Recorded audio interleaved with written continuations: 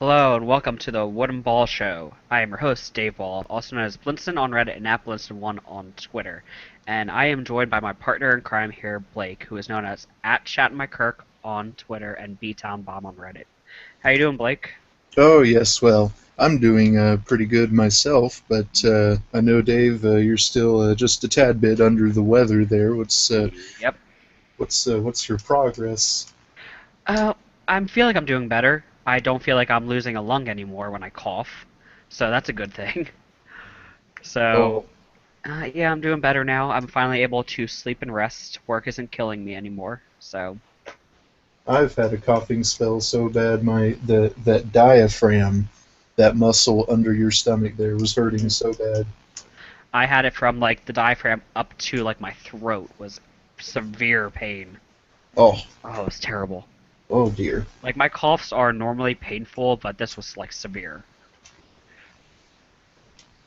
Yeah, but I am doing better now. So Sounds like it, yeah.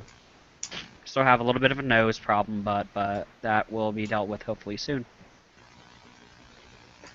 Anyway, I guess we'll actually kind of go right into it. 3 weeks ago, I forget. The 17th was when we last had our show. And I guess we'll just kind of quickly go over how we did it in our picks. We both got 5 correct, and the rest were wrong.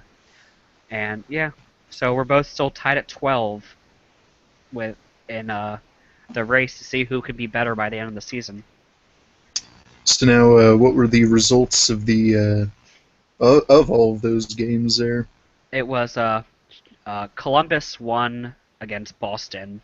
I didn't write down what the scores were. Philadelphia won against Buffalo. I remembered if the you were yelling at me because I was thinking Buffalo was going to win. So you're supposed to drive up here and hit me or something. I think that's what you said you were going to do.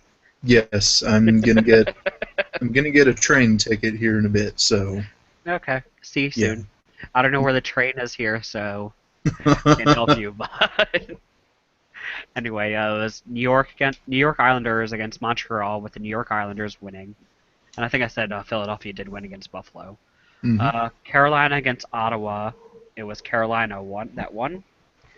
Nashville against Detroit. It was Detroit that won. We both picked Nashville for that. Colorado against Tampa Bay. Tampa Bay won. Edmonton against Florida, with Edmonton winning. Toronto against St. Louis, with St. Louis winning. Washington against Dallas, and Dallas won, which was my upset pick of the week. You picked Washington, so you lost that, and I actually won that. That was like one of our 2 differences in that we Hmm. picked. Arizona against Minnesota, with Minnesota that won. Anaheim against Los Angeles, and Anaheim won. And then Calgary against San Jose, which you picked Calgary as the upset pick of the week. And Calgary won. So I picked San Jose that week. So that was the only 2 times we differed in points, but we still got both 5 correct. So now Yeah, we're up to 12. that didn't really seem like a dynamic week of Yeah. NHL action to me, or dynamic night, I should say. Hmm. Everything seemed so bland, like you could easily pick the winner there. Well, we didn't actually do that good, so it wasn't that Well, easy. yeah, it's Yeah. predictions are never easy, so. Out of 12, we both got 5 right, so we weren't that good. Hmm. Yeah. But anyway, I guess we'll kind of head right into the news now. After many seasons, I forget how many did he have? 20, I think? 20, 21? Martin? 22. He 22. is his playing career is now 1 year older than me. It is 1 year younger than me. Hmm. But Martin Brodeur had called it quits. So he was on your team for a few games. What did you think of him in his final outings? Considering his record in those Mhm. games were only, was it 3-2, 3-3 or something. Not sure. Um, it wasn't as bad as I expected. Yeah. Most of the time, though, really, the defense was having a little bit of a difficulty kind of getting used to playing in front of the Martin Brodeur. Hmm. But I feel like they eventually got around to it. Hmm. Yeah. He, he did After get seeing him for many years playing, it's kind of sad to see him go. Yeah, yeah. He did get that good shutout against Colorado. It was a 16 save shutout. The defense was phenomenal that game, but so was Brodeur. They had some real good chances on those 16 shots. Hmm. So when do you see his number being retired by your team? Um, the next home game tomorrow. We're gonna retire it tomorrow. Congrats, Marty. Yeah, because he is the Blues legend now.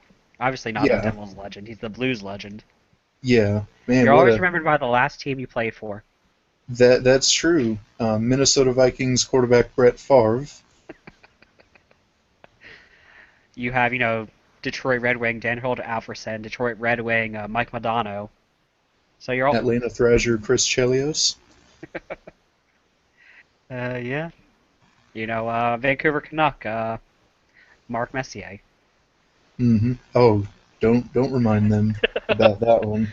Oh, I love reminding about them, especially during the AMA. That was hilarious. Mark Messier's AMA was the best thing ever. I still don't believe that was Mark Messier, to be totally honest. Really? Why not? Why not? Some of those answers were, whoa, I don't know. He didn't want to make anybody angry, so he was very not himself, I guess. Well, that is true. So, you know, Yeah. All right. So next topic, the All Star Game happened. Was it last weekend? 2 weekends ago? that was How long ago was it? that was last weekend, yeah, Was it because last the week? Blues started. No, wait, actually, that may have been 2 weekends ago. Let me look at our schedule and determine that because that's going It to bug me was now. the 24th, I believe. Yes, Yeah. yes. So 2 weekends ago, technically. Was it the 24th? Or was it? Yeah, it was the 24th. Okay. My timeline is all screwed up right now because I got sick last week, so it was kind of messing with me right now. But you there, Blake? Yes, I Okay, you kind was of went looking very at quiet. this. Yeah, our last game was the 19th of January against Colorado, and then we played 10 days after that. So during that week, between the 19th and the 29th, somewhere in there was the All Star break. The All Yeah. Star So game was on a Sunday, so that was the 25th. All Star yeah. skills comp was the 24th. Okay. Yeah, that sounds about right. So okay. Yes, that happened. And what did the score ended up being for that? Was it like I know Team Taves ended up winning it, the A, game. a lot a lot, but not enough. I It am it looking this could up right actually be still maybe on the um, NHL Game Center app. 17-12 Team Taves over Team Foligno. Normally they're separated by one goal. 17-12. Wow. Yeah.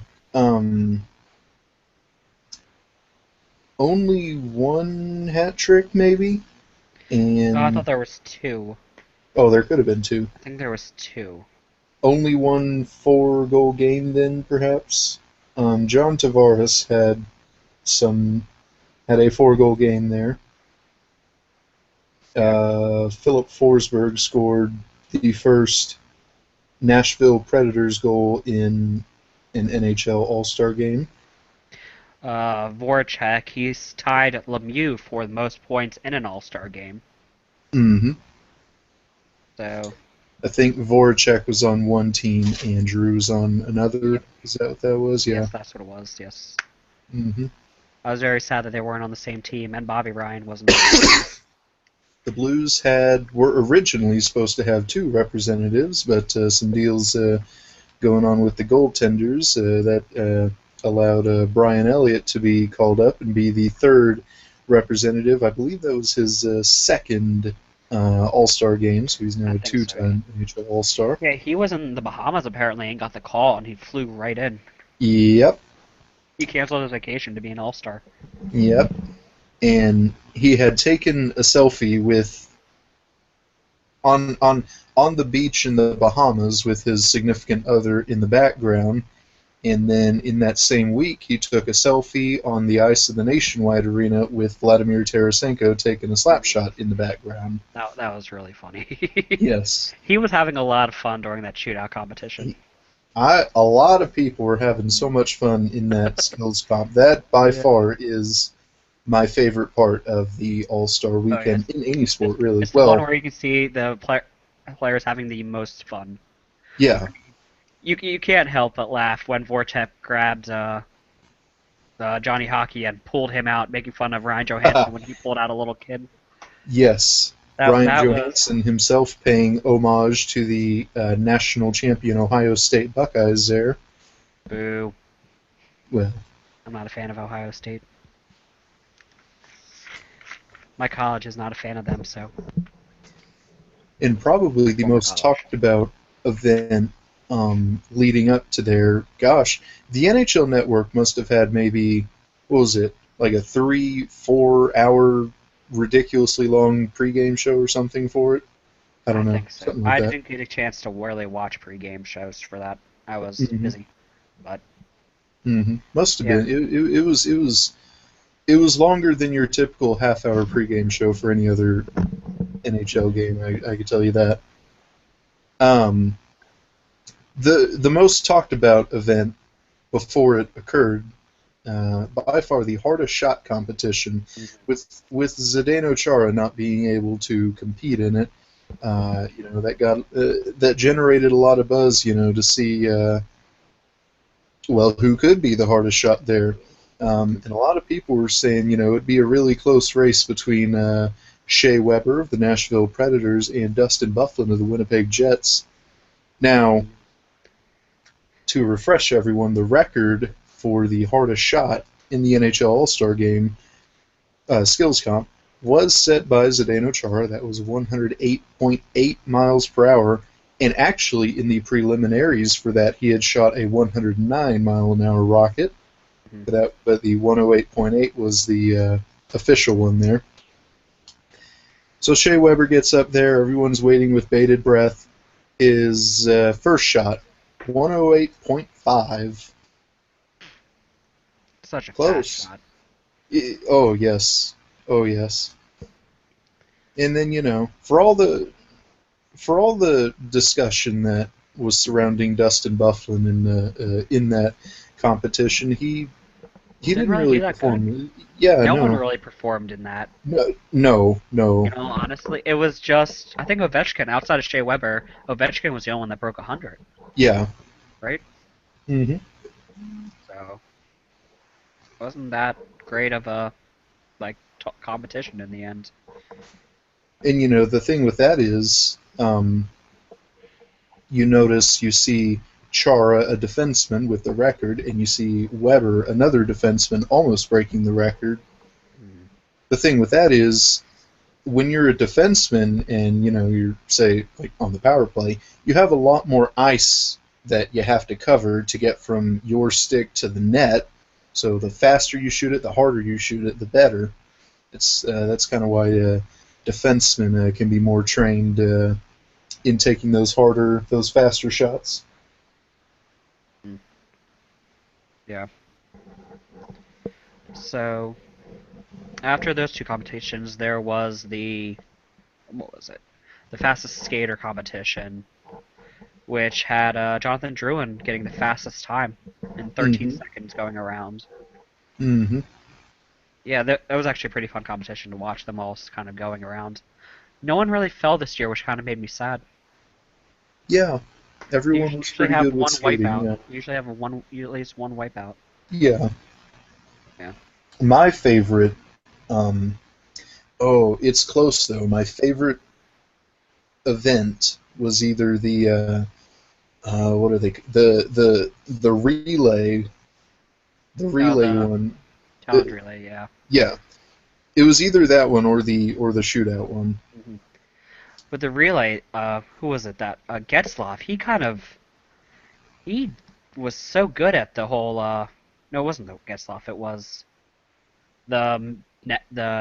mini net passer. So, who was it? It was Getzlaff. He like destroyed that. Yeah. Like there were so many things that were done during that relay that was kind of amazing to watch these players who are at the top of Oh. their game playing these little things and picking the best players for it. It was Nick really fun to watch. Nick Foligno, the captain of the darker of the Team Felino, the home yes team.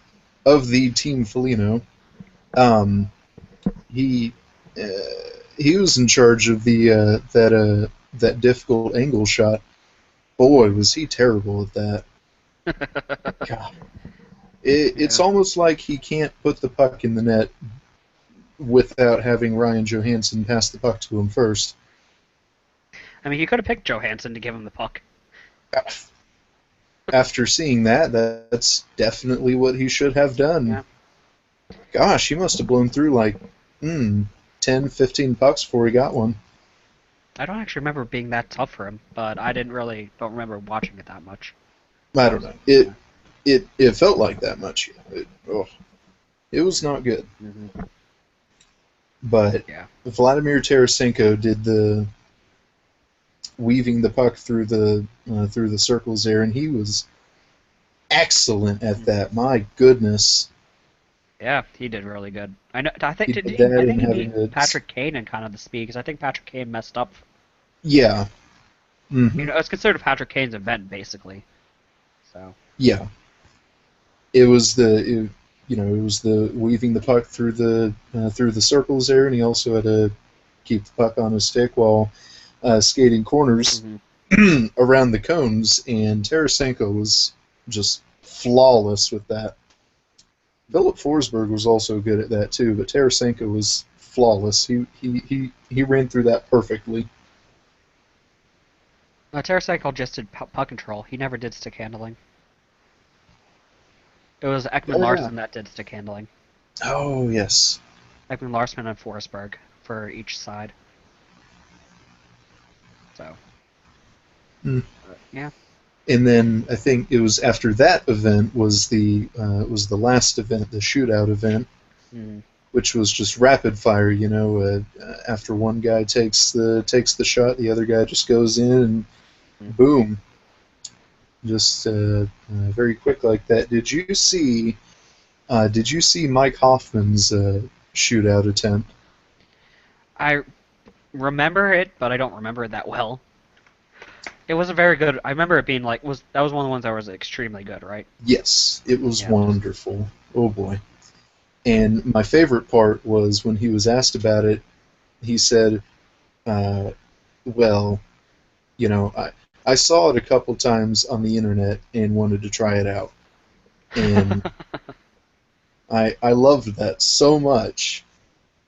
Whereas, if you and I were to try that, we'd probably pull something after seeing it on the internet 2 or 3 times. Yeah. I'm gonna actually find the picture so I can actually get a good look at this. So Mike Hoffman top. Actually, I'm not seeing it here. Apparently, it wasn't posted to our hockey. That can't be right. That cannot be right at all. That isn't right. Yeah, there wasn't. Oh, there's only a full shootout thing. I ain't going through all that. Ooh, I'd go through all that. You should link that to me. I want to watch all that again. Just go to our hockey and type in Mike Hoffman, and then sort by new. Excellent. Okay. I will do that after this podcast because I love that shootout event. That was awesome. I think that was all the events that happened that night, wasn't it? I think we covered them all. The fastest skater, the breakaway challenge. Yeah, the breakaway challenge. That's what it was. Accuracy. We didn't really cover accuracy, but yeah, that was kind Patrick Kane won it, but no one really did that great on it. Yeah, no. Yeah, so I wasn't impressed. Mm-hmm. I mean, Bobby Ryan took forever to do his. Same with Jonathan Oh, Morris. I mean, Kane, he got the first three, And he took a boom, little boom, bit. boom, very easily, but it took him a couple tries to get that last one, the upper left corner one. I mean, it wasn't no Bobby Ryan time, which took 30 seconds to get all four. Yeah. Uh, then next slowest was John Tavares taking 26 seconds. Vibrata took 22. Then Bergeron taking 17. Taves taking 16. Getzlaf taking 14. Foligno taking 13.6, with Patrick Kane taking 13.5. So it was kind of not an impressive competition in the sense that it took everyone a little bit to do it. But it is what it is. Not everyone can be perfect all the time, I guess. And that was a competition where no one was perfect. Mm-hmm. And And I then believe that covers the all the skills comps there. yeah, I think we covered all of it. So next topic uh, was injuries. We have two injuries really to report. Lundqvist going is now out a month after taking a puck to the throat. Oh, I mean, the whole situation was kind of messed up because, like, they let him finish the game, which okay, you let him finish the game, he may have been fine at that moment, but then he played another game after it when you knew he was hurting. yeah. Like, why would you do that? Why would you let him play? You took a puck to the throat. Obviously, he was going to be in a lot of pain. And it was a rather unfortunate occurrence there. Hmm.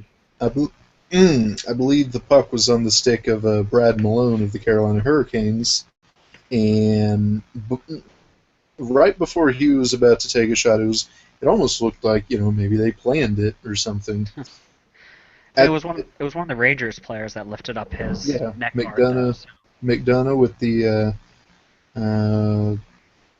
with the top of his stick there, kind of just Hmm. lifted up his mask, revealing that spot because, of course, he had that neck protector. Hmm. But McDonough lifts the mask up, and there you go. Yeah. He falls down on the ice, takes him a, a good minute or two to get back up. Yeah. He finishes the game, he gets the win, but now he's out for a A month. few weeks now. Yep, and the Rangers are in the thick of the playoff race right now. They're holding steady at third in the division, but with Lundqvist gone, they might lose it. Who knows if Talbot could handle the month's worth of play? Yeah, I know they're fourth in division now, actually. So they are holding on to a wild card spot, but who know? Hopefully they can keep it. Who knows if they're going to be able to? with the way the Rangers have been playing in front of Lundqvist, at least, Hmm. it'd be a little tricky. I mean, they have won three in a row, but who knows? But that's with Lundqvist in net. Who knows if Mhm. Talbot can carry the load? He's still a very. I think he's a very young goaltender right now. Yeah. I think he's just now breaking into the status of being a great backup, He's 27, so he's kind of whereas, entering his goalie prime yeah, because they are a little bit later. Yeah. So we will see how they do there. We have to keep an eye on all of that. Another injury to report was Matt Cook is now out. I think 5 to 6 weeks with a sports hernia. oh dear, Yeah. yeah. So I know Abe was on the show last night and he was saying it's not going to be a massive loss to the Wild, but he is a role player and a very good role player at that. Taking into like taking out all the what everyone thinks of him, he is good at what he does. Hmm. So he is probably going to be a big loss. It's going to be a loss to the Wild because they're in the thick of the playoff race too. They are 5 points behind for a wild card spot, and with how they're playing though, who knows if they're going to be able to make up that ground. Though they do somehow have a goaltender in Devin Dubnyk now, who has been changing his ways up in Minnesota. Yeah. So finally out from behind Edmonton, and somehow is turning things around there. So best of luck to him and the Wild for hopefully making the playoffs. Yes, he's finally getting his big chance there, Mm-hmm. having to be in the same systems as Carey Price and Mike Smith. Mm-hmm. He was also with the Predators for a little bit, wasn't he? Oh yes, and then add Pecorine to that. Then Yeah. But I'm pretty sure he played in the AHL during all that, really. yeah, So and that's it for the injury reports. We have two trades to really announce. Marcel Goc and Maxime Lapierre were traded from the Blues and Penguins, with Goc going to the Blues and Lapierre going to the Penguins. You know more about his play than I really do, Blake. So, what do you kind of think about this trade because it was involved your team? I love it, You love it? love it a lot. Um, Now a lot of people's concern was that the fourth line was really rolling. You had the Lapierre and Ott and Reeves line. They were doing some really good stuff there, Mm-hmm. and now all of a sudden you just rip that away. But the other three lines, as well as all three D pairings, were also hot. So, with the bit of the learning curve that uh, Gotch would have to go through, which I kind of feel like, especially after the Ryan Miller trade and signing Brodeur, a lot of Blues fans are kind of weary about bringing in players because of the whole having to learn the system aspect. Mm-hmm. But when you get down to it, yes, there is still a learning curve for skaters, but it seems to be a bit quicker to assimilate than it is for a goalie. Mm-hmm. Okay. Yeah. And also, um, statistically speaking, Marcel Gotch is better than Maxim Lapierre. Marcel So, Gotch had scored 10 goals, yes, 10 goals and uh, more points than that. I forget how many points exactly. And he did all that on the Florida Panthers' fourth line in the previous season when Florida was not as improved as they are now. mm-hmm. So you think And the Blues won this trade? No, sorry, I you were going to think say something. yeah, I think they definitely won that trade. I'd be I'd be seriously wondering what the Pens GM is doing if I'm a Penguins fan. Yeah. I mean, they're first in the division, so they're not wondering too hard. No, that is true. So let's see how Lapierre is doing for them. If the stats site would pull up. Lapierre.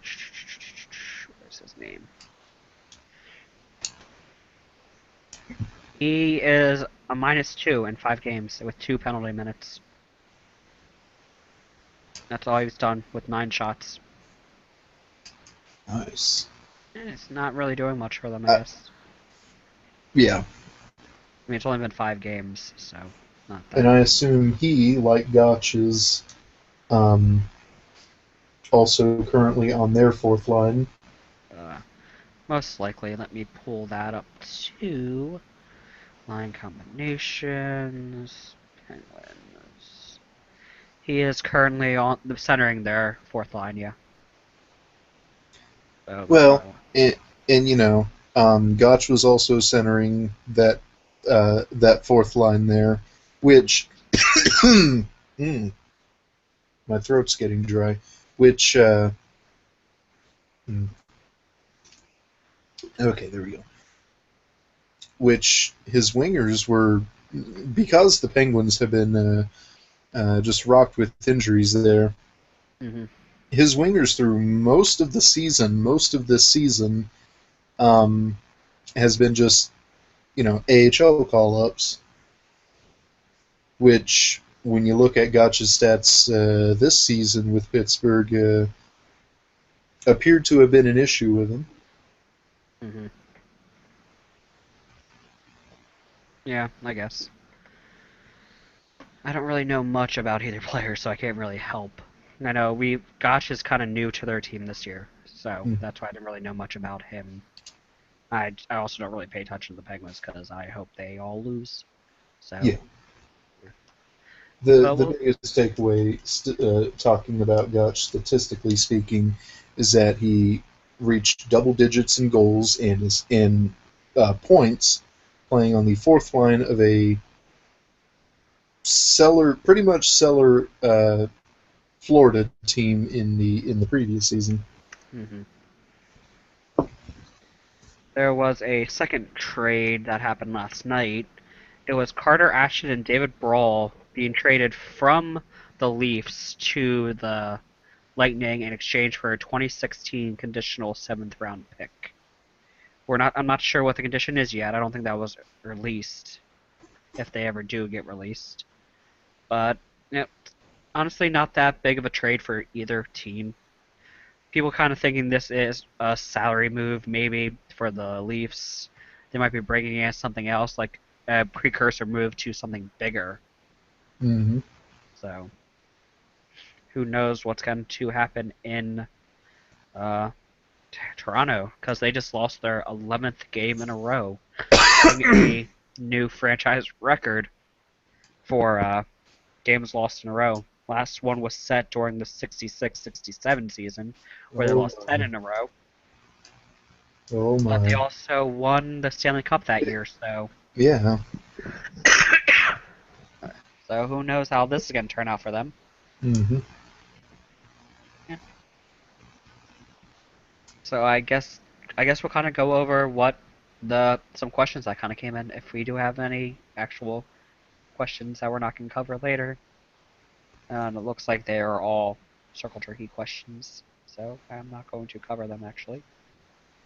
Uh, What's your favorite type of trail mix and why? I don't really have a Let's. favorite trail mix. Do you eat trail mix? Not really, no. Oh my goodness, I you're eat missing out. I eat Chex Mix, but that's about it. Oh my goodness, go get some trail mix when we're Nah, I'm done with good. this podcast. Nah, I'm good. You're missing out. I'm telling you. I'm good. Yeah, all right. Uh, yeah, there's not really much to talk about in the questions thing. I refuse to answer the first question that they asked. Oh. I hate that word. So we'll head into the biggest topic of the week, Evander Kane. the So Blake, the what is your take on all this Evander Kane stuff? uh, I don't know. I don't know. There's so much stuff, Mm, just going on with the things that have occurred in the locker room, with the mhm. things that the media is saying. It's just starting to become a huge, just a big old hot mess. Mhm. Very much. I would chalk it up to saying that both sides basically being Evander Kane and everyone else, Hmm. both have some wrongs in this whole deal. Yeah, I mean, apparently, we'll just kind of say what's kind of happened. So Evander Kane had apparently shown up to a team meeting in a tracksuit, when apparently you're supposed to show up in a regular suit. That is the Winnipeg Jets rules, apparently.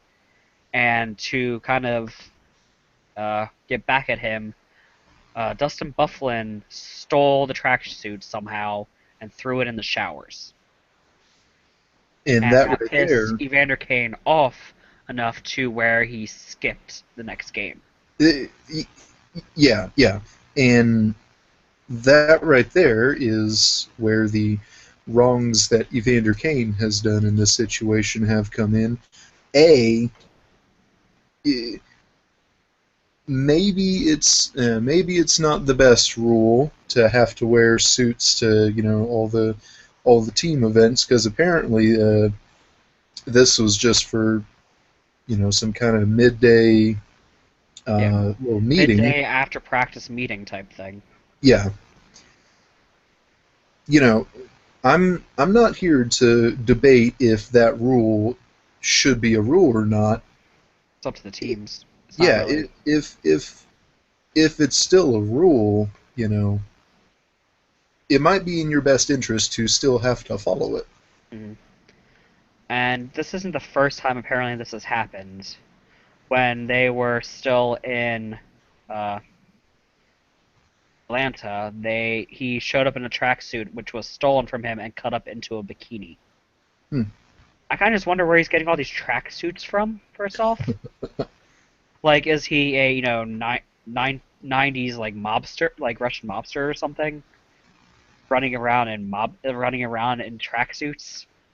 He orders them via money phone.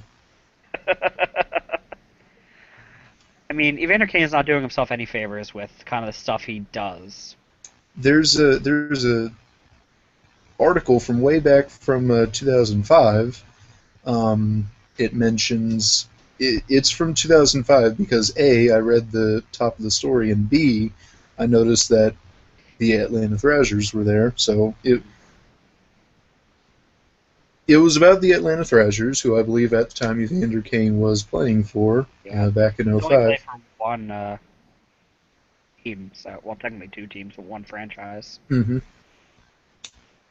And uh, it's a recommended read by me. It's from Scott Burnside over there at ESPN for the NHL, and it's still on the internet. Um, Basically, there was a quote in there from Vinny LeCavalier in there, and basically Vinny just said, we've been wearing suits and ties since we were kids playing in hockey leagues as a kid. So eventually it just turns into a habit to wear these suits. Yeah, Hmm. that could just be him, really. I mean, Evander Kane, who knows if he likes suits? But if everyone's showing up in a three-piece to this meeting, you think you would kind of run home and change quickly. Yeah, Kind of something that he probably should have noticed. I mean, if it is a rule, he should know it. And obviously, this is said before, it wasn't his first time doing this, as it happened in Atlanta, as I said earlier.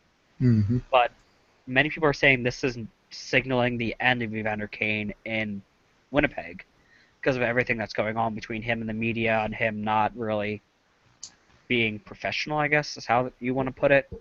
Now basically there's one big Winnipeg Jets media guy up there. Mm, His name is Gary Lawless. He writes for the Winnipeg Sun, I guess. mm,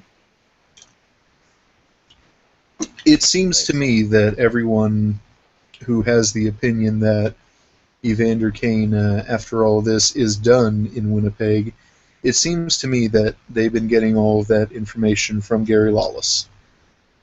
We all know who, if you ask any Winnipeg Jet person, he is terrible. So, Yes. Hmm. I've heard the word racist used when talking about Gary Lawless. so To, I mean, to even have that word be used is it's a little alarming, I would think. mhm. So who knows how true it is, but apparently last night someone threw a Kane jersey onto the ice.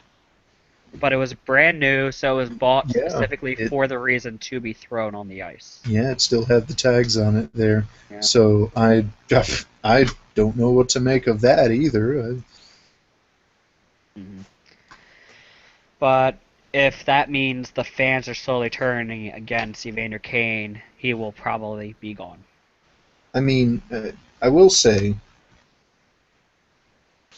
the tags on the jersey on the ice there in that picture makes all the difference. If they weren't there, then I would have then I would start to wonder, maybe everyone really isn't starting to or really is starting to dislike Kane.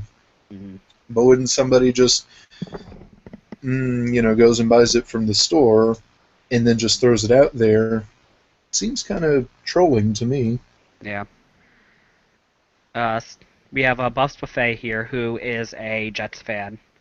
He said, "Why should jersey/jersey tossers be fired into the sun?" Because we've seen this many times before. Edmonton's been throwing jerseys. Toronto has thrown jerseys, and people are, I think, one of the two teams somewhat like they're being found and banned from the arena. Hmm. So do you think the Jets are going to try to find this person and ban them? Not really. Yeah. If if it was to become more of an issue where, every Jets home game there would be like two or three jerseys or jerseys or whatever thrown out, then people would start to notice. But the first time offender, when it comes to that, usually kind of gets off scot free. Mm, if it's just one. But you can kind of tell it was bought specifically for to throw it on. They just want to make an example of saying, don't be an idiot and just buy things just to make a circle jerky statement, basically. Hmm. And why I think people who throw jerseys and jerseys or whatever onto the ice should be fired into the sun is that it's becoming a bit. Overdone. Yeah, it's becoming, just a bit overdone. Yeah. The first time, maybe the second time, maybe the third time, in places like Toronto or Edmonton, when people do that, people actually pay attention to that and actually look into it. Like, wow, people are really disappointed with how their teams are playing. They do this to show the disdain they have for them. Hmm. But Yeah. when it gets to the point it has gotten, you, Yeah, you it's kind of like, oh, it happened again now. yeah, So we'll see, really, if it kind of makes a statement. I mean, obviously in Edmonton it's not working. They haven't done anything to fix it. So I'm not really sure if it's working really in Toronto either, though they seem to maybe be trying. Hopefully I think Brendan so. Shanahan can make it work. Yeah. It looks like today Derek Stepan is out for the Rangers due to illness. It's kind of a tiny bit of update. Oh dear. And They have Nashville coming Garrison up, so. and Garrison is out for the Lightning against the Kings. Jason Garrison. Hmm. I think that's everything. Fanofa's been placed onto IR. What happened there? Oh dear.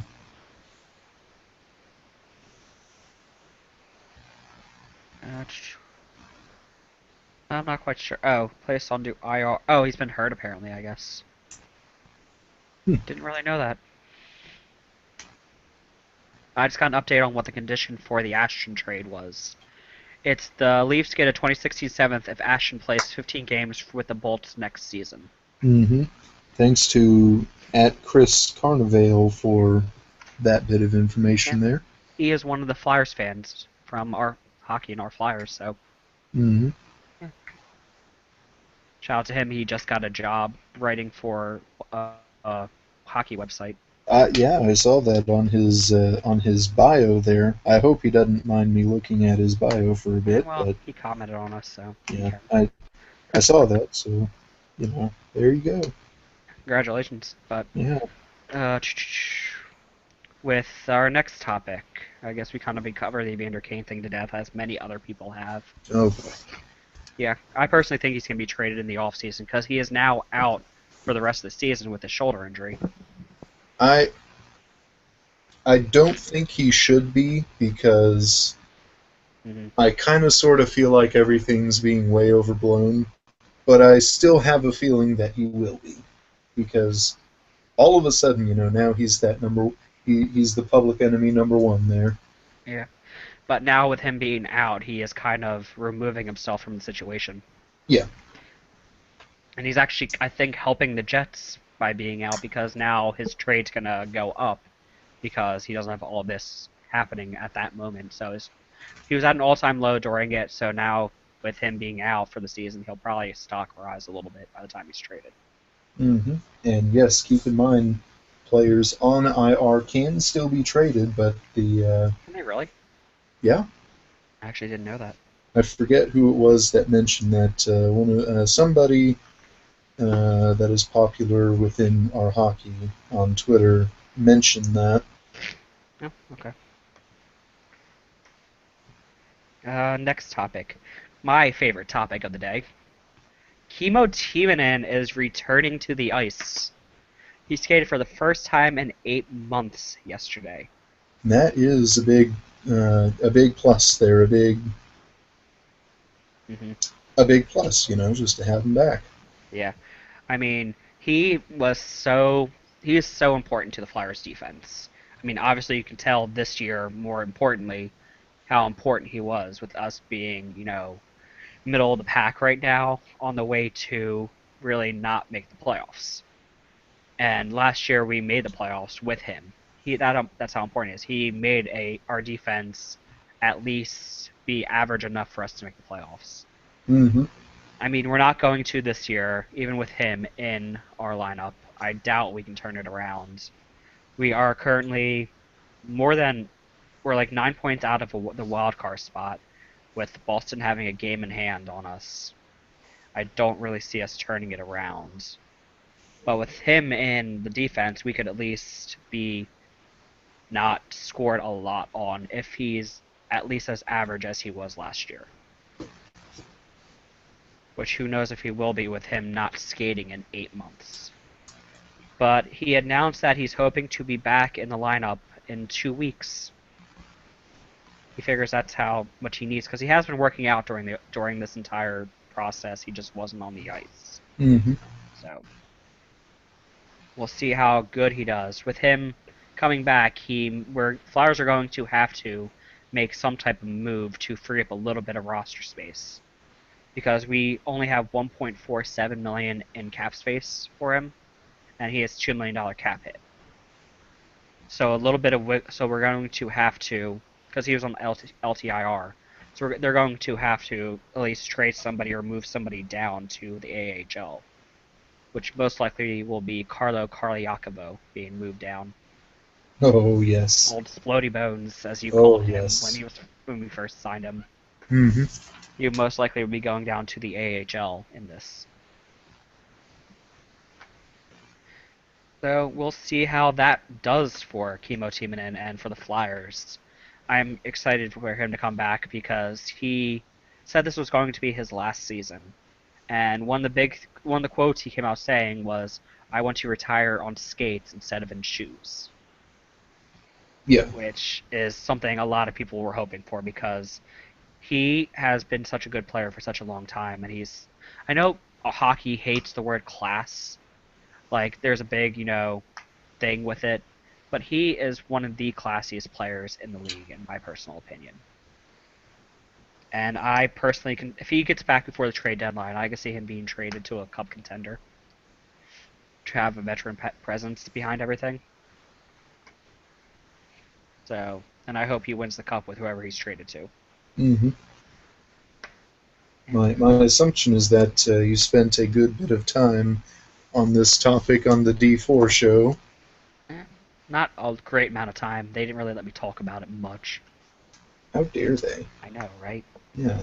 Yeah, we spent a little bit of time on it. We did cover it quite a bit. Hmm. Yeah. So The next topic is, Blake, this is the topic you wanted to add into here because you had just gotten the game. Oh yes, NHL 15 review. So yes. I haven't played it yet, so I can't really take part in this. I'm not going to play it, so you can kind of take it away from here. But you can moderate if you wish by asking questions at random points in time, make it more lively. I will try. Hmm.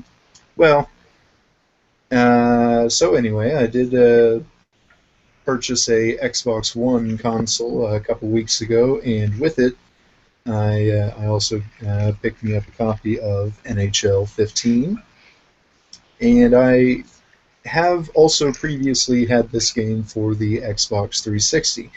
I will begin with a bit of a teaser, and I will say that if you are able to afford it and want a great experience from this game, I would recommend whichever next gen console you have, a PS4 or an Xbox One, get it for that, but also see if you can't grab one for the 360 or the PS3.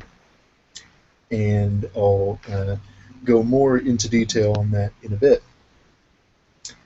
But to begin, how about the completely uh, oh the completely brand new, the completely revamped presentation feature on it. They struck a deal with NBC to use their graphics, not the current ones. They used the previous ones, Mhm. which, by the way, I'd like for those to come back. I still don't like the new ones. Um, so they use all the NBC graphics. They use that scoreboard there. Voice crack. They use that scoreboard there. And also, it depends on who you play and who you play against. They'll also show the NBC and the NBCSN logos there. It's neat. They did all that. Um, they added a whole new dynamic to the beginning of the game in that wherever you play, say you'll be playing in St. Louis Mhm. and you play somebody, I don't know, doesn't matter, and you start the game, and the first thing you'd see is maybe the Gateway Arch or the Scottrade Center, like you would with a real life hockey game. And there's Mike Emmerich, kind of giving you an introduction to the game, takes you inside the arena, and all of a sudden you see Mike Emmerich and Eddie Olczyk there, kind of giving you some pregame stuff. What they did was they took both of them into their production area and put them in put them in front of a green screen and did all that. Mhm. And the the minus with the presentation, though, I think, I read in Game Informer, I read the preview while this game was still sort of in production. Um, Basically, I remember a quote is that they added so much commentary in the game. Basically, what they did was uh, they got rid of scripts, and the quote said like, so we gave him a situation like Henrik Sedin is going up on a 2-on-1. Say what you would say for that, and they would. You don't really notice that in the game. It's still kind of bland in that aspect, but I will say, Yeah. he they still do add a lot more commentary to it. They also added a third man, not Pierre Maguire. They instead opted for Ray Ferraro of TSN. Really? Mm. Wonder the why they did reason, that. the main reason why they did that is because Ray Ferraro lives in Vancouver, which is where EA Canada is headquartered. Mhm. So, if as the season progresses, they would want to add some more commentary. He's right there. He could go up to the production area and just hammer that out Mhm. real quick. Like Okay. presentation overall, I I'd give it a solid 8. Presentation was really good. I was a bit disappointed with the commentary, but it's a video game. You can't really have that same intensity as you would in a real game. But of course, the one thing that hockey fans any sports fans look look at when deciding if they want to buy a game, the mechanics, the mechanics of the AI and all that. It is still it has improved a little in that one thing I've noticed is that passing is easier. It's smoother. It is much easier now to get a good cycle going. Like when you're on the power play. Mm-hmm. Hitting, checking is still a little iffy, and a couple of other things there. But in the terms of being able to pass more efficiently and effectively, there was a plus in the gameplay mechanics. I'd give gameplay. I would give it a 6. They increased. They made the passing more realistic. I hate using that word when talking about a video game, but they made it more realistic. There was still a couple more things to work on. Mm-hmm. The graphics, amazing. Though I kind of feel like in real life, jerseys don't fly around as much as they do because most of them are tucked in. They just did that to show off their amazing graphical interface. Well, you're not allowed to do a jersey tuck anymore. You forget. Oh, they don't? You're not allowed to. I thought isn't that against the NHL rules now? I have no idea. And it was penalized once last year. I think they tried to make that a rule, but no one really cared enough to follow it or penalize for it. No, I have actually not noticed that, but no, yeah, but the graphical interface, the graphics, of course, with the next gen console, as you would expect, are greatly improved. There's more faces that are in the game for select players. Ryan Reeves is no longer as black as a shadow.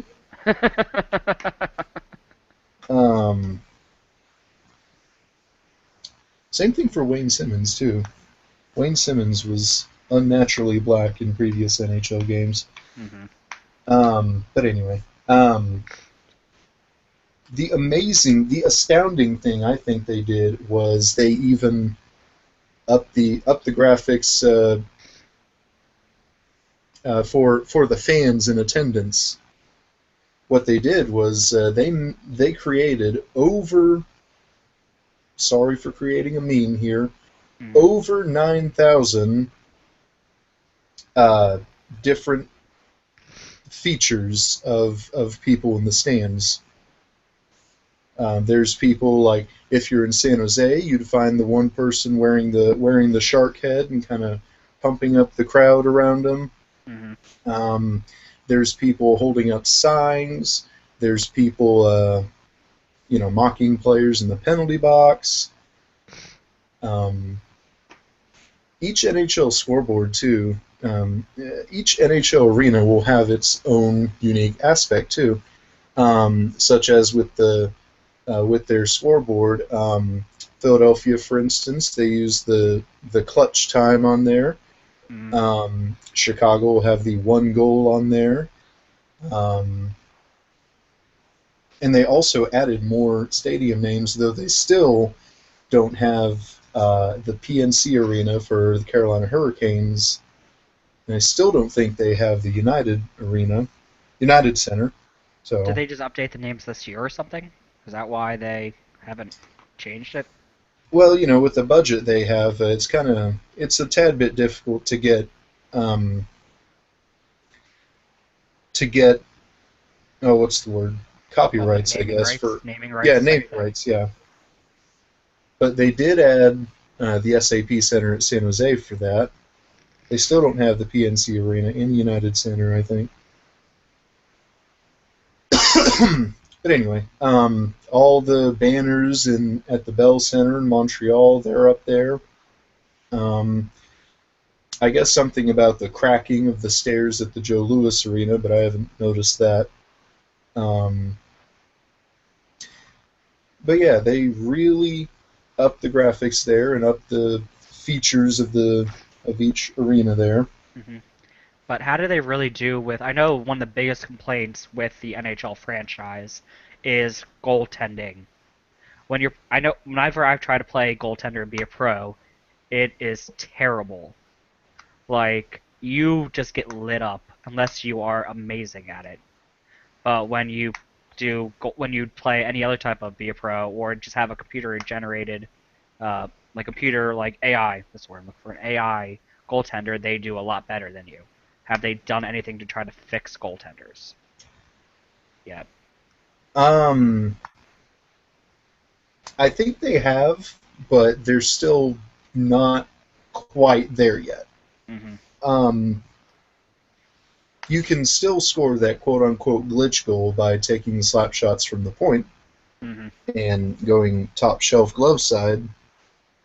Um, but it but that doesn't happen as often as it did in previous NHL games. One of my favorite glitch goals to do was going down the right side. You go left, then right, then shoot a forehand, and it's always in. You And can you're still do skating. that. You can still I've do that. I've gone on tons of breakaways, gone forehand, backhand, and score. I mean, that was back when the goaltenders were glued to the puck. I Yeah. think they've since changed that so they don't just react to the puck; they react to the situation. Mm-hmm. Mm-hmm. They But also did that with the AI with the skaters. The yeah. skaters, you'll notice that they'll go to where the player will be, not where the player is. Hmm. So, and also the wraparound goal where you hold down the A, or I assume the X button for PlayStation, Hmm. and put the stick and the puck on one hand there and just wrap around and score. That also doesn't happen as much. Yeah, So I can still tell, they're they've trying. done, yeah, they're trying. They've done some work on the goaltenders there, but it's still not quite there yet. Hmm. Okay. Now the one big downside to this game, I think, and this is where my original statement comes up.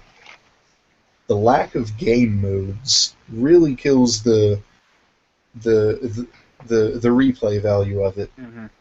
In the next gen consoles, there will be no EASHL, which personally I was never a fan of, so that one doesn't bother me.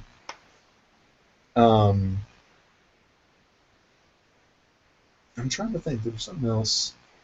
Well, I know they released it without a bunch of kind of things they had, but they slowly started like patching them in, I guess. yeah. Hockey Ultimate Team, of course, is still there. The franchises that do a Ultimate Team deal there, Hmm. FIFA, Madden, and NHL, that's really their number one deal. Yeah. Is selling the Hockey Ultimate Team, the Madden and FIFA Ultimate Teams there. So that's still there, of course.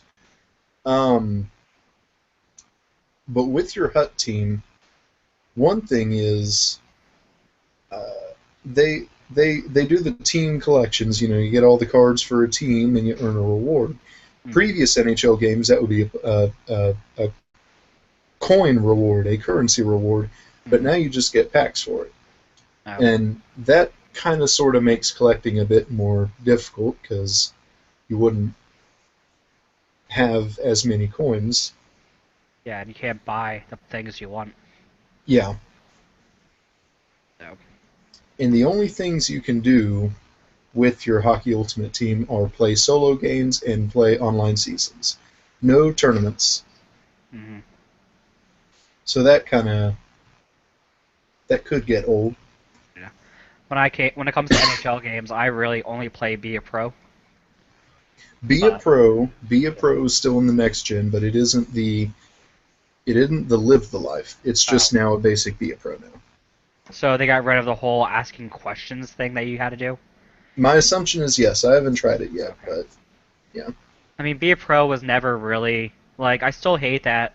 At least I think you can't choose who you sign with after your contract's over. Yeah. You kind of just get picked places. It's really lacking in that type of aspect. Hmm. But That was the with other one I was yeah. forgetting. Live the life. No, no, live the life in the.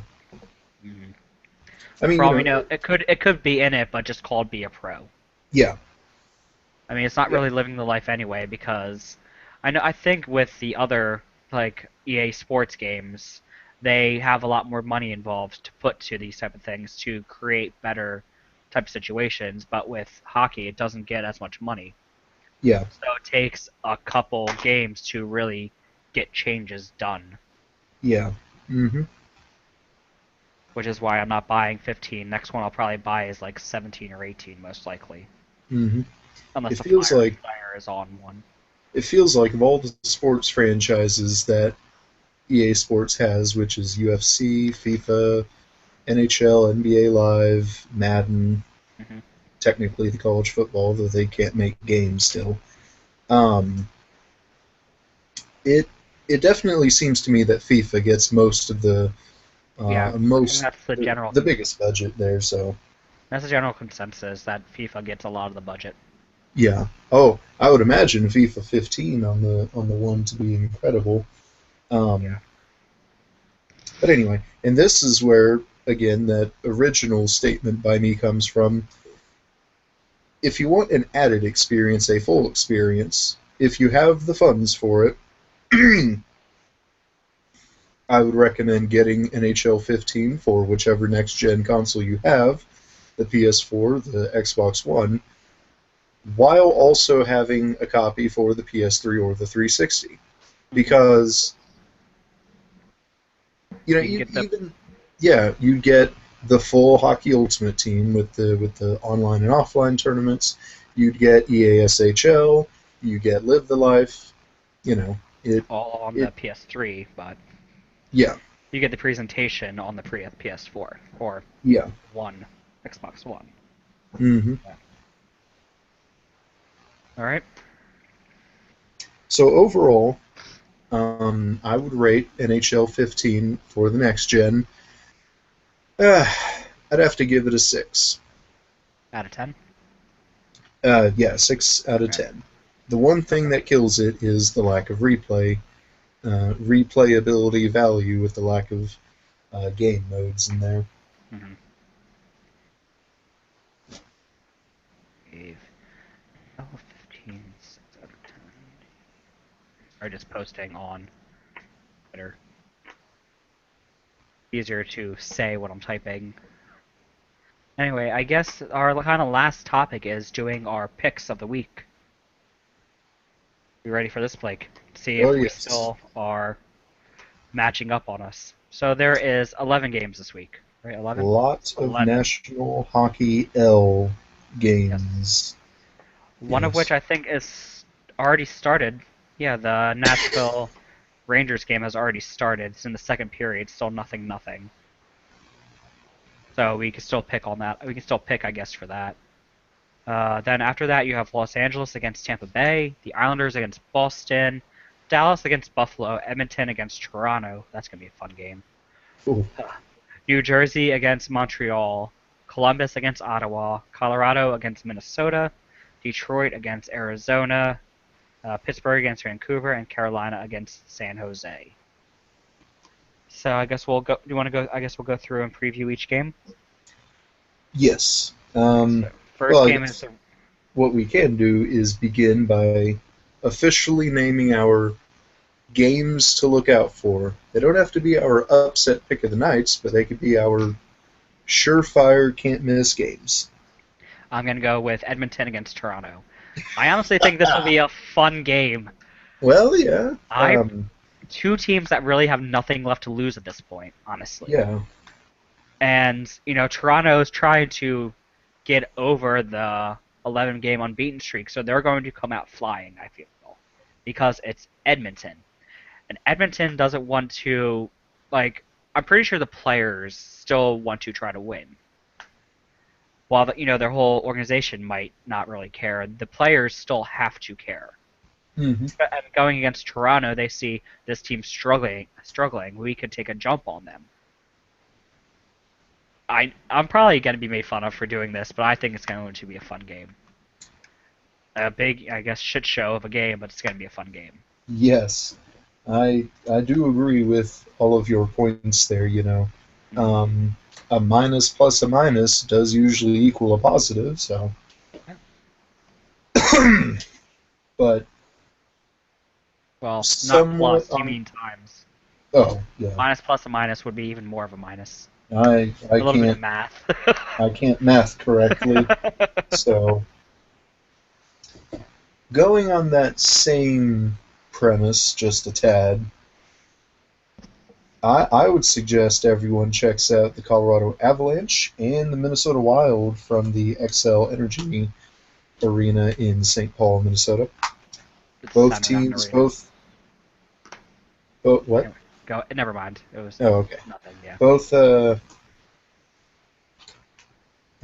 teams, both in the Central Division, and let's take a peek at the current Central Division standings. You'll see that Colorado and Minnesota currently occupies the fifth and sixth place spots, respectively.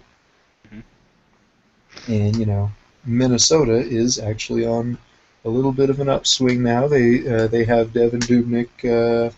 They have him playing well for them, and they're starting to pick up the pieces again. Much of the same can be said for Colorado. Yep. Colorado's issue mainly was injuries, but now they're starting to get everyone back, and Well, they're injuries and being a not very good team. oh They didn't really have a great Corsi last year or like any type of advanced stat percentage. yes. So anyway, you were going on a tangent. They so then when you add that, Colorado's still not good, but they're improving a little Mm-hmm. with everyone coming back from injury. It'll be a big game too. Colorado's got 55 points, while Minnesota has 54, and it's good for the wild card spot too. The winner would be able to catch up with Vancouver, who currently has 59 points. Mm-hmm. That one would be an interesting one to look out for, Colorado and Minnesota, especially considering, Central Division teams, they play each other very tough. Yeah. So I guess we'll hit since we now have our two games not to miss. I guess we'll go right into the first game, which is being played right now with New York against Nashville. Looks like the Rangers just scored Yes, with about 5:30 left in the second. let me pull up the We'll quickly pick who we're gonna do for this, then we'll kind of go over it. So I who do you still think? feel like Nashville can somehow get the win here. I Uh, personally feel that too. yeah, So we're both going Nashville now. We got the game currently going on. Pick out of the way. We can mhm. preview it. And to update everyone, it looks like 5 minutes and counting remaining in the second, and Rick Nash on the power play. That is goal number 33 for Rick Nash. It was And their 19th shot of the game or 18th shot, something like that. So he's a very good player. oh So yes, definitely one of the better scorers in the league. The Rangers are lucky to have him, even if they don't really surround the offense, like have a good offense surrounding him. yeah. My opinion, at least. I don't know how much people agree with me, but Martin St. Louis and Kevin Hayes with the helpers on that one. so you think so? And what do you think about Nashville this year? They have surprised everybody by coming to the top of the NHL. They're not leading the NHL in points right now. They are second in the NHL, right behind Anaheim. And I am so surprised by how Nashville's turned it around. Having I think they had like what a top 5 pick last year in the drafts, Yep. And then and they last now year, no, I forget who they used it on last season. I The forget. season before was Seth Jones, I believe. Yeah. But, and I will say, Dave, you know this all too well. Teams under their teams in their first year under head coach Peter Laviolette do really well. Yeah. I lied. They had the 11th overall pick, but Hmm. still, yeah. Peter Laviolette in their first year of the he now coaches 4 teams with the previous 3 teams. In their first year, he took them to the Stanley Cup, 2 of them, which were the Carolina Hurricanes, who won the Stanley Cup under him, and then the Flyers, who went to the 2010 finals and lost in 6 games. But also with the Islanders, one the other team that he coached, they had missed the playoffs, I think, 8 or 9 years in a row, and he took them to the playoffs Hmm. in his first year. So if you can take a team that's missed the playoffs 9 years in a row to the playoffs, he is a very good coach. Oh And yes. with how they are clicking this year, and he has definitely the perfect system for Nashville. He has a very offensive-minded system that relies heavily on like defense being able to do what they do and turning that into offense. When the reason he did so well in Philadelphia is because we had Chris Pronger and Kimo Timonen, which at the time were 2 very good defensemen. And in Nashville, he has Shea Weber, who is a very good defenseman and is probably going to be in talks for the Norris again and most likely winning it, hopefully. Even though he's always, he's never going to win it, but I hope he does this year Yeah. because of how well how good he is. And his system has turned an offense that not many people were liking when they signed up all the players they did. When they traded for James Neal, they were like, "Oh, it's James Neal." When they signed Mike Ribeiro after he got bought out last year, so and then Ali Yogadin also they signed him, I believe.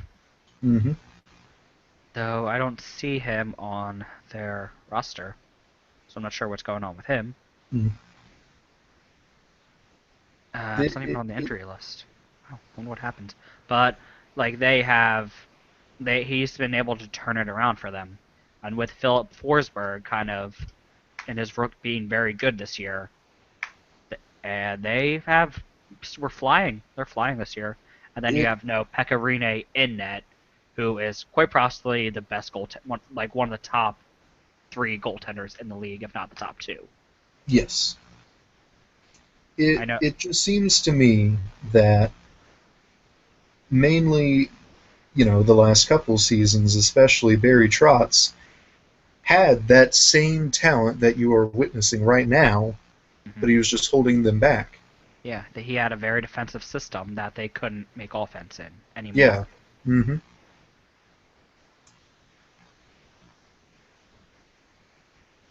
So I, as we said, we both think the Nationals going to be able to pull it out this year. I I see them going to the finals. Honestly, I personally do. I see them winning a playoff series. Yeah, I guess they will win a playoff series, obviously. Hmm. But I can honestly see them going all the way with how good Laviolette is at coaching.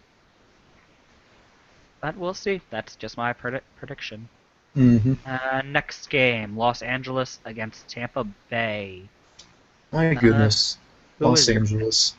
you're picking Los Angeles? No, no, no, no, no, no. I just wanted to open. Okay. I just With wanted, how they're doing this year. yes, with how they're doing this year. Now, I'll I'll still be honest in that I feel like counting out Los Angeles still at this very moment is like counting out Tom Brady. Hmm. This is something I still refuse to do. I'm still standing tall in thinking that if Los Angeles makes it to the playoffs, they are most definitely not going to be this team you're seeing right now. Yeah. Because because Los Angeles does this sort of thing, has done this sort of thing all the um, time. all the time. When they won the Stanley Cup in 2012, they entered the playoffs as the eighth seed in the West. Hmm. But it's completely different now. They don't have the defense that they did then. Hmm. Their defense is completely bad this year. That is true. It kind of seems like if you take Drew Doughty out of the equation, it's not very good. Yeah. And Jonathan Quick especially, he's not really having the greatest season. I mean, talking to LA Kings Dave last night on the show, he is not believing this team whatsoever because of how they've been playing. They're not playing like a team that could win the cup or even go to the playoffs. They Quick hasn't been doing good this year. They've have a patchwork defense outside of Doughty. Anze Kopitar is not living up to what he's done. He's not being great. They're just not scoring, and Mike Richards is off the team now. Like, he wasn't living up to what they want him to be either. and So, but I'm just saying, the Kings in the regular season, they never look like the sort of team that can go and win the cup, but then they reach the playoffs and they actually do twice and are close to doing so the other time. I just feel like that was a different feeling for them. They, I think they're going to miss the playoffs. They're going to be the first team that won the Stanley Cup and miss the playoffs the next year since the Carolina Hurricanes did it. I see that happening with them. I'm still just not ready to count them out. Yeah. Unless they can somehow fix their defense, I just don't think. And unless Quick picks it up, I don't see it happening. Hmm. Not with there being 30 games left for them. I just don't see them doing it. But the Tampa Bay Lightning, on the other hand, They have turned it around this year. yes, not a bad team. I Currently, mean, on they weren't really bad last year that they needed to turn it around, yeah, but they are doing it, and they're doing it because Tyler Johnson, in his second year, has been amazing this year and is leading the team in points, outpacing Stamkos. and they're also doing it still because of Stamkos, Mm. and they're also doing it because how about Cedric Paquette Yeah, he's not been bad at all for them. pulling up his season stats at the moment? Uh, So far, 11 goals for 17 points, and this all in. And how about two shorthanded goals? Two of those 11 were shorthanded. mm-hmm. Yeah, he's he's been an additional welcome bright spot to a team that is already, not bad. Yeah, and then Ben Bishop has been playing just like he was last year. Has really been good for them. Hmm. I mean, now that they changed their backup goaltender with Weibing and Nabokov, and pulling up Wisniewski, I think that's how you say that last name. But they have a good set of goaltending to hopefully lead them into the playoffs this year, because last year that's what killed them in the playoffs against Montreal, because Ben Bishop was hurt, so they had to play Lindbach, who was not good enough in the playoffs. Yeah. Well, not good enough in general, actually. And he's in the AHL this year, I believe. Yep. So it is what it is. But hopefully this year they could do it. I don't see them going to the finals, but they're going to at least win a playoff series, in my opinion. My goodness. Okay. Update time. Alright. End of the second period. Wow. In the time we were discussing the Tampa LA game, Nashville takes the lead. 2-1 against the Rangers, so we could be right on this.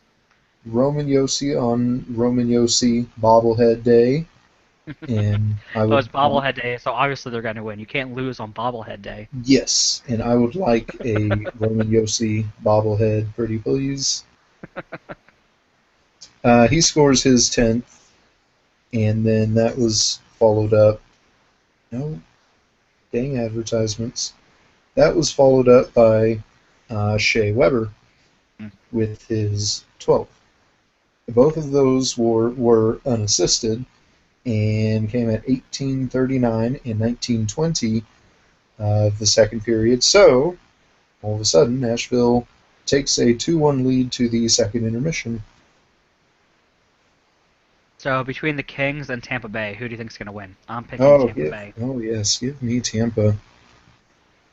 One team is We're going to do doing this again. well, We're the going to other agree team. with each other, aren't we? Oh, It's going to happen again, isn't it? I don't know. Well, we'll see. Okay, the next game is the Islanders against Boston. And Boston has been able to pick it up recently after Chara has come back. Yes, I'm telling you, that's a big reason why Boston was struggling there when they were struggling, was their because of number all one the defenseman injuries is that they gone. had there.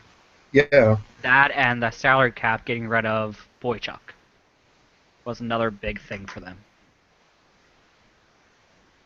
They had the salary cap crunch at the beginning of the season, kind of hurt them a little bit, in my opinion. But their injuries also wasn't great. hmm But now, since Chara's coming back, Tuukka Rask has turned it around, which has in turn helped the team turn it around. And then with the Islanders, they what was I just about to say? With the Islanders, they have been good all season long. They just recently lost the top spot to Pittsburgh, who they've been yeah, fighting with for the top spot in Metropolitan Division.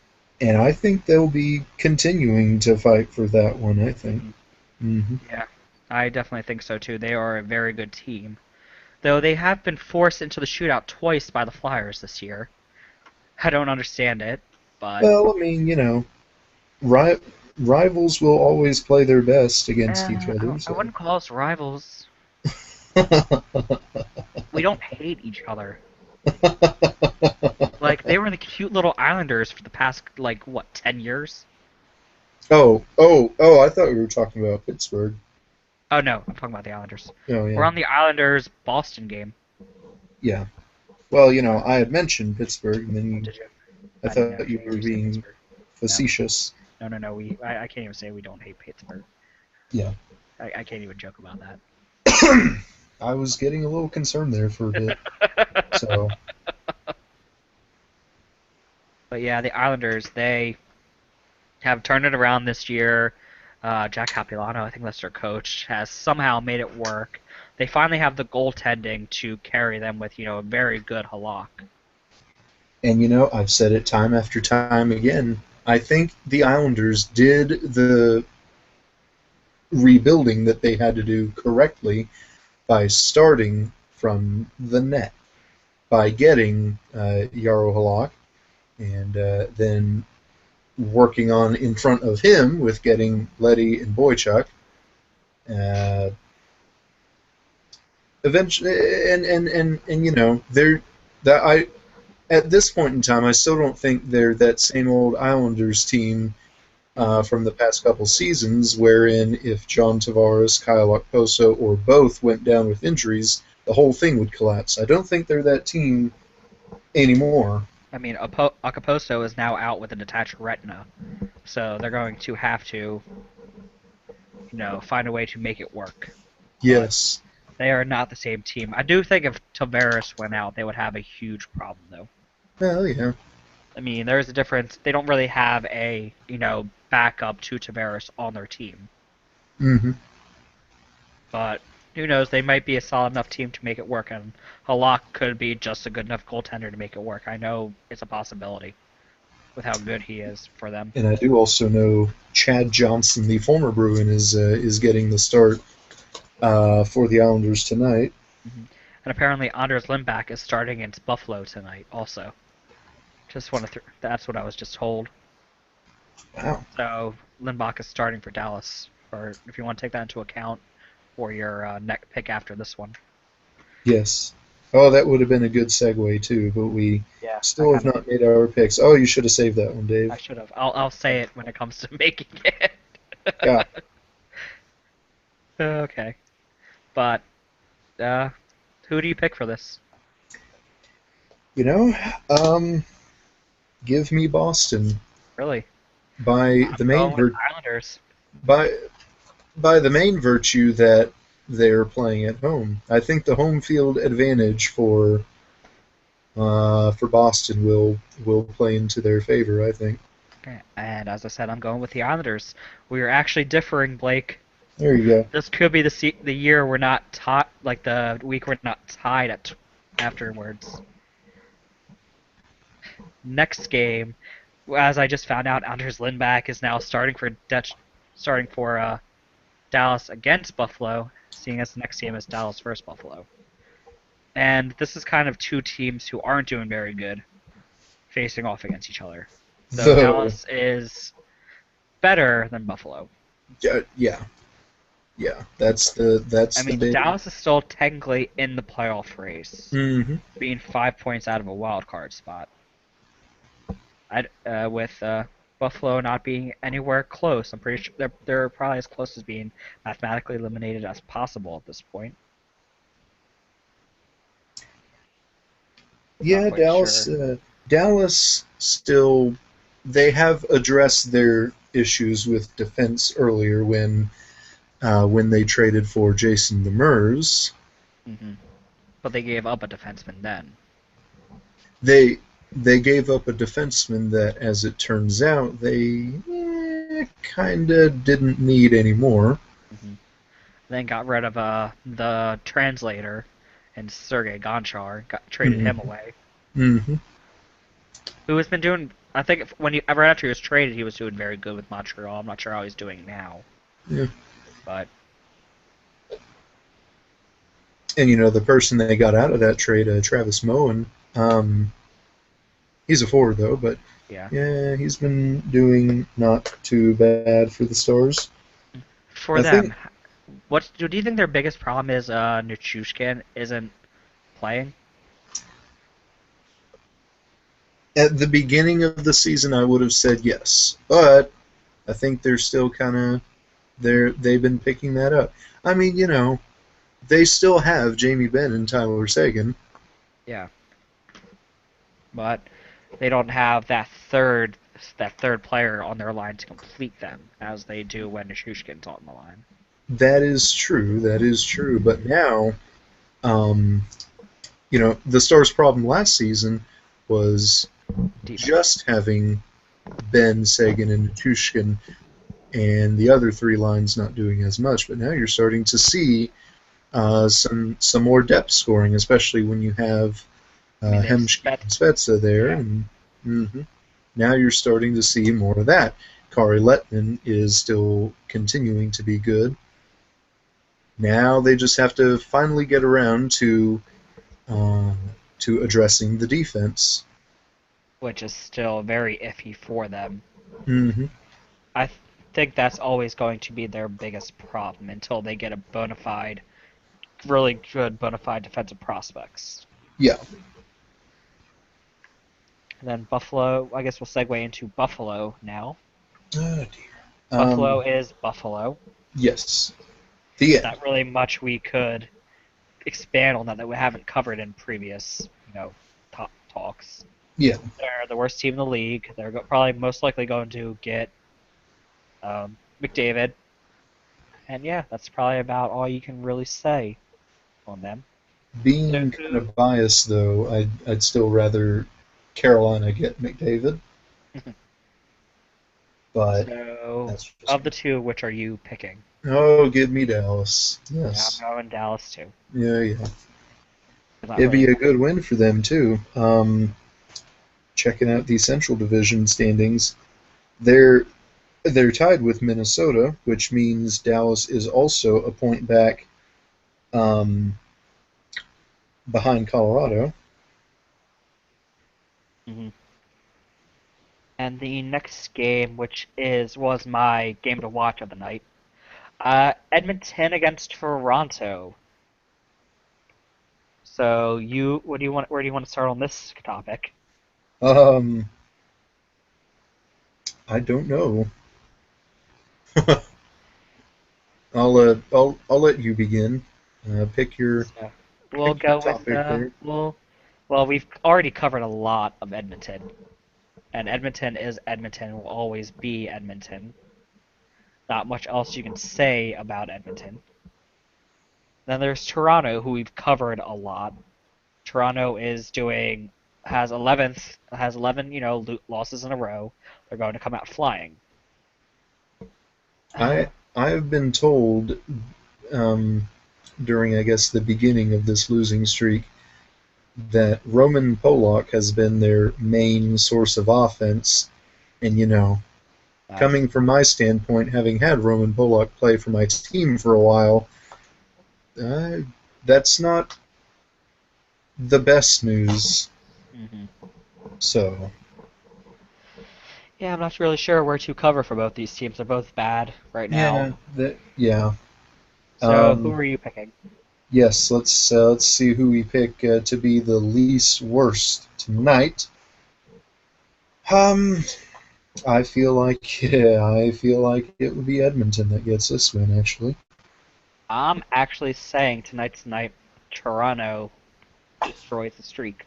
Hmm. They end the streak tonight, in my opinion.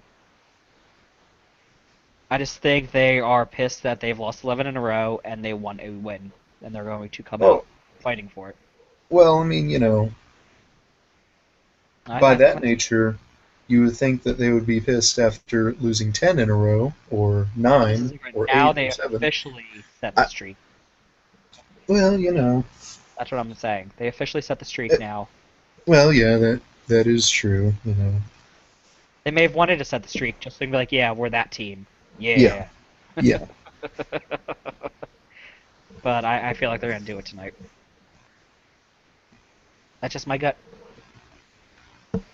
So the next game is Montreal against New Jersey Devils. We'll Oh, start with Montreal, so go ahead. well, Montreal, they are third in the Atlantic Division, but um, they have been picking it up lately. Hmm. Carey Price has been playing Oh my amazingly. goodness, Carey He Price, is one of the top three goaltenders in the league. if not the And top two. yeah, if not the top two. Yeah. I just don't know how people rate the Tim, Pecorine, and Rosk, how they all face each other. Mm-hmm. So honestly, those are my top three goaltenders in the league. Mm-hmm. I don't know what you would say for the top Oh three. yeah. Oh yeah. I'd say the same. Okay, but they Montreal has the play. From what I understand from watching fans react on our hockey, Montreal, the actual forwards haven't been doing great, but Carey Price has kept them in every single game they've played. And the the kudos to him for that. Yeah, and Yeah. when you're going through scoring droughts like that, you need a goaltender to rely on, and Carey Price is one of the best to rely on. Yeah. Yeah, so Oh, New Jersey on the other hand. Oh, who I they just was on our hockey today. They have been outshot a lot, but they're still but they've won the past. They got a 5 game point streak going on. that they do. They dropped off a lot, I think, from when they started the season.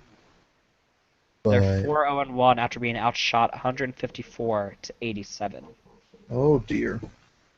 and that has Corey Schneider written all over it. Oh dear. Corey Schneider is a very good goaltender. Mm-hmm. And he's keeping them in every single game. It seems like Yeah. they have 51 points. They are right behind the Flyers in the uh, Metropolitan Division. So Yeah, there you go, Dave. There are actually teams behind you in your division. Oh, we're middle of the division right now, so I'm not that worried. There you go. We're never going to be last. We still have, Carolina below us. Oh, yes. I don't have to worry about being in the basement. But, yeah. And, with New Jersey, it's not going well for them whatsoever, really. So, who are you picking? Well, sounds like it would be a pretty good goalie matchup. Price and I assume Schneider. I believe so, yeah. But by virtue of which goalie is better, give me Montreal. Okay. And it is not Schneider playing anyway. Oh, yes, then definitely give me Montreal. I'm going Montreal also. You can't beat Carey Price. Yeah. So. And the next game is Columbus against Ottawa.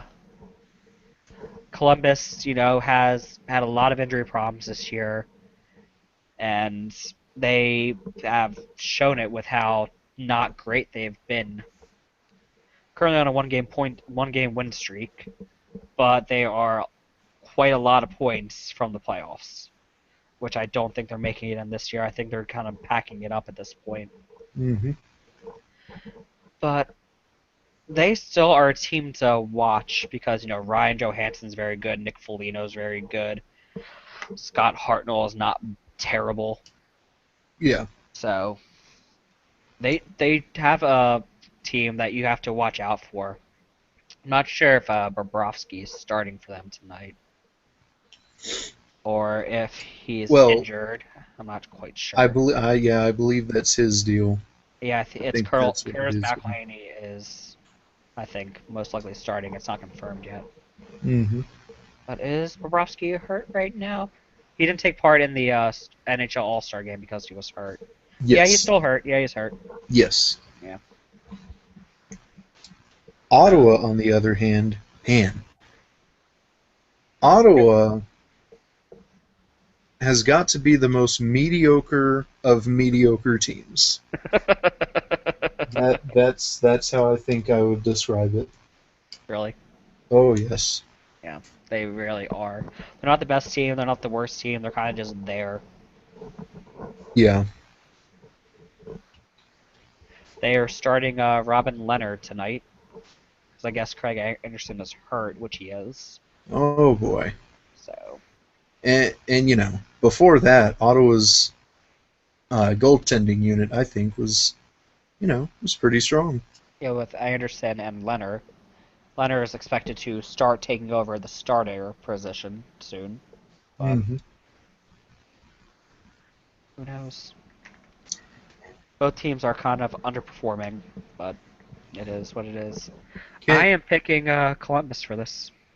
can you say that about Ottawa though? And they're underperforming? I just think, yeah, I guess they're performing about as expected. Yeah, they're like you said, they're just there. They're Yeah, just performing. They're just doing their thing. yeah. They can't keep their players enough to perform better. I feel like it's difficult to describe Ottawa in my words. They're just there. Yeah. But give me Ottawa for this one. So we are separated on this one too. Hmm. So the next game would be Colorado against Minnesota, which was your game to watch tonight. Yes, two Central Division opponents. Um, looking Minnesota to severely underachieving, but they have Devin Dubnyk now to kind of hopefully start turning it around for them. yeah. Is he starting tonight for them? Yeah, Devin Dubnyk against Varlamov. So we'll see how well that goaltending matchup is. Devin Dubnyk has been a good goaltender for them. He's run 4 in a row with a .75 goals against average, a .974 save percentage, and 2 shutouts. Like, that is a very good set of stats in, I guess, Yeah, just 4 games. yeah. And Varlamov was very good last year. And I'm not sure how he's doing compared to his stats this year. I know with the entire team dropping off in front of him, it's not really his fault. Well, yeah.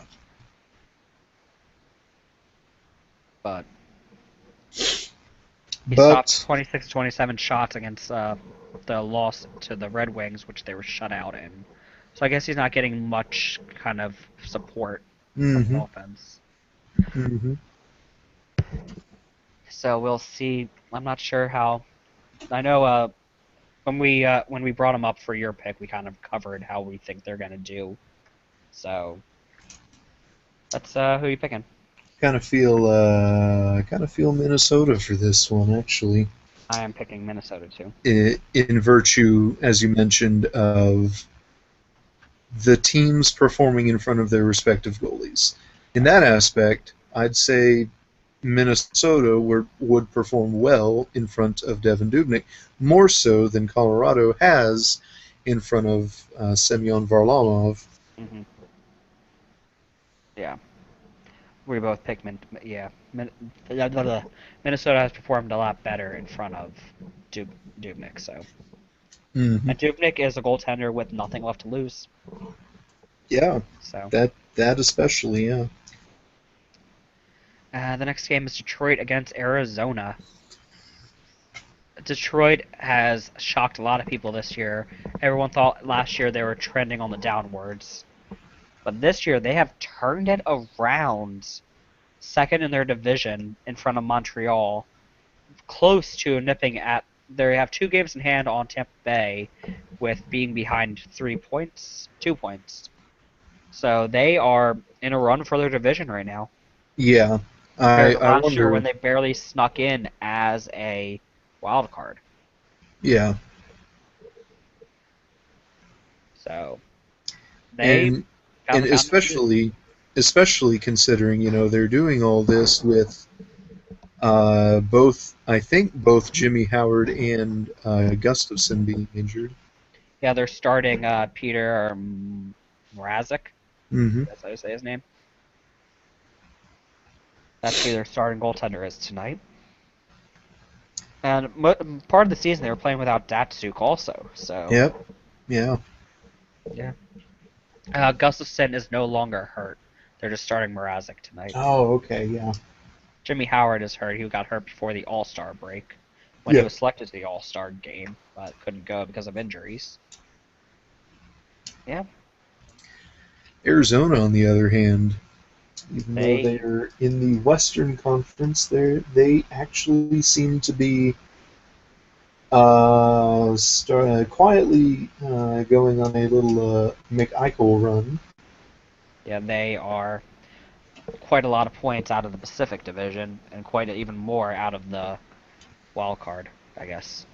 They definitely don't really have a chance. I'm actually surprised Shane Doan hasn't been traded from there yet, but apparently he is their only untouchable they have. So he may have requested to not get traded away. Yes, even Oliver Ekman Larson is a touchable. Yandel, Ekman Larson have all are all able to be traded for the right pieces, Yeah. which is surprising. I guess they're going to go full rebuild and try to trade away all the big names. Who knows? At this point in time, I honestly feel like that Shane Doan should not be playing with Arizona at this point, I to put think it he bluntly. should leave to try to win a cup somewhere. He could get Yeah. probably a lot. He could get a pretty good number of picks for Arizona. Maybe not so high range because I'm not sure how well he's doing for them this year. But he could fetch something. Anyway, who's your pick? Oh yes, give me Detroit in that one. Detroit is rolling. I am going Detroit also. I think we're both gonna have the same upset pick. Interesting. Yeah, because the next game is Pittsburgh against Vancouver, and there's no real upset pick for this. Vancouver. Well, let's take a peek at They're currently in the playoffs. their current. Yeah, they dropped off from They're currently the beginning of the season. They're currently fourth yep, in the Pacific Division. They are the last wild card three. spot. Yes, they are 3 points. Is that? Yeah. 3 points behind Calgary for third. 2 points. Oh, damn it. I still can't. I Math heard is you counted. You looked at it. You're like, yeah, it's 3. Counted again. Thought it was 3. Then it's 2. math is most definitely not my strong point. But yeah, yeah, they are doing a lot better than what they thought last year. But last year's problem was the coach, Yeah, so you hands couldn't down. really put Yeah, much stock into it. yeah. So I mean, considering it's more, considering not just that it was Tortorella, mhm. also considering that he plays a very defensive-minded game, which when you have the Sedins and when you had Ryan Kessler there, wasn't really the best option for Vancouver. Thought Ryan Kessler was a fairly decent defensive forward. Is he not? Well, he could have been, but he was still a forward. He could still put the pucks in net. Yeah, but yeah, he's yeah. So yeah, they're surprising people though with how well they're doing this year. They got Ryan Miller, which I guess helped their goaltending out a lot. Good. Kind of giving Eddie Lack someone to learn from. Yeah. Even though he had Roberto Luongo to learn from last year, that didn't really work out too well because of Tortorella. And Pittsburgh, on the other hand, Pittsburgh is Pittsburgh, rolling again. they're Pittsburgh. Yeah, they're Pittsburgh. So They finally have a very good first line forward to play with Crosby and David Perron. He's already in I think 11 games, scored more goals than he did with the Edmonton all season. yep, it all depends on who you put around him. I mean, he's That playing that with makes the player a Crosby, star. so So you're getting a lot of goals. I mean, Chris Kunitz is getting a lot of goals off the guy. So yeah, yeah. Chris Kunitz is an Olympic star, Olympic player because of Crosby. Hmm. So David Perron, who's a very good forward, is going to get a lot of points off of Crosby. Yeah, I'm going with Pittsburgh on this one. Yeah, I'm also going with Pittsburgh. Well, that means we have the same upset pick. Yep. Now, I mean, you're picking them because they're your second favorite team, and I'm picking them because eh, it's the most upsetty game of the night. yeah, and bias aside from me, Carolina in the calendar year in 2015, much to the disdain of most Carolina fans, have been playing some pretty good hockey. Have they? I think so. I'd still like for them to tank, but I think they've been playing well. Yeah, I kind of want them to tank too, because I kind of want a even more of a clusterfuck of a Metropolitan Division. Oh, Just so we can say, yeah, I mean, it's already a clusterfuck as it is, but it can go back to being the prominent clusterfuck it was back when it was the Atlantic Division. When it was considered the second, tied for the best division in the league. With your division, obviously. yes. Because, that last season of the Atlantic Division, second to last season, they both had 4 teams over 100 points. Oh, So, that was a fun season. That was the 2012 playoffs. oh When yes. you guys got swept by the Kings, Oh, and we beat Pittsburgh in after we that playoffs year. after we beat the Sharks in the first round, I might add. Yeah, I think that was it. I think that was that year. I'm not quite sure. But yeah, But that was fun. yeah, So we're both going with Carolina as our upset picks of the week. yes. And touching on San Jose, Yeah, we oh, gotta cover them. uh, They have turned it around from the beginning of the season. they The beginning of have. the season, they weren't great. They were kind of very confused in the off season with their whole. We have 20 captains in the locker room. We're gonna get rid of all the the A's and C's or whatever, and named John Scott captain or something. but they have turned it around this year and are currently second in their division. They're They making it have, work. but it, to me at least, it doesn't really feel like they're quite there yet. They, I'm actually not sure how to feel about the Sharks. In all Yeah, honesty, yeah. I feel like their time is up for they're able to win a cup. I just don't think they have it anymore. They. It seems to me like they're trying so hard to not have to be forced into having a rebuilding year next season, Hmm. which next season will be a must for them. Patrick Marleau and Joe Thornton, they're getting old. Hmm. I mean, Marlowe just became the youngest player to hit 1,000 games, though. But he's still old. Yeah, I know. He's just less older than the other guys were. Yeah, but they are very close to running out of time. Yeah, and you know they're just gonna have to be dragged into a rebuilding year, kicking and screaming. Kind of like my team was. We didn't accept this life. This life chose us. That's what I think about San Jose. This season, I think they are trying to avoid a the rebuilding year that they will have to go through Hmm. soon. I think they're trying so hard to avoid that this season. Hmm. Apparently, the New York Rangers and Predators are tied 2-2 now, and the Kings scored the first goal of the game against the Tampa Bay Lightning. Oh yes, we have two games in progress now. Let's update everyone real quick. Uh, it was in the Rangers Predators game. It was Ryan McDonough scoring the goal with Matt Zuccarello and Derek Brassard assisting on it. And I hate the autoplay on NHL site. Oh, and for the Kings in Tampa, this one was just a minute 33 into the opening period.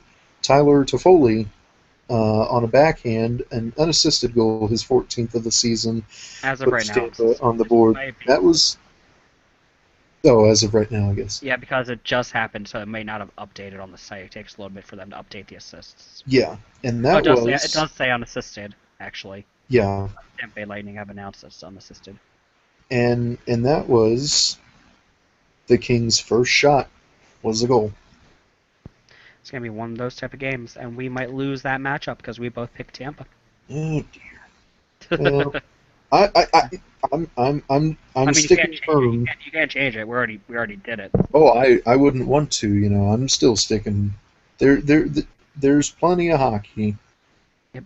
left in that game. So Okay. So that has been our show today. We kind of covered everything then. yeah, not Unless bad. you had any other topics you wanted to cover. No, no, I'm good. Nope. Nope. You're good. I Okay. I need So to rest my throat. So thanks for listening, everybody. I've been your host, Dave Ball, Blinson on Reddit or at Blinson1 on Twitter. My partner in crime is Blake Wood. He is at ShatMyKirk on Twitter and BTownBomb on Reddit. You can find us at our website, ourhockeycast.com. Look at our YouTube page, which is our hockeycast. Go to our subreddit r/rhockeycast. And so, have a good night, everybody. enjoy the hockey.